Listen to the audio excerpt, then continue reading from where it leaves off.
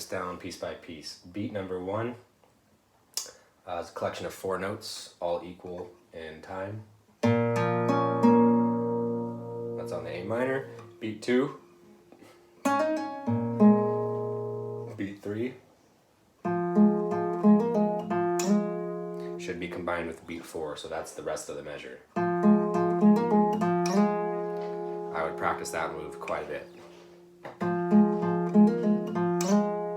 Then I go to the second measure, and this is the slide part we talked about. That's 2 beats combined. What I do is when the second time that I hit the 5th string right there, I hold it for a second, and then I slide it up a couple frets. And then I restrike 4th and 5th strings. Hold, slide, faster, and then open. And that's 2 beats combined there. And that hammer on is 2, 4, 2.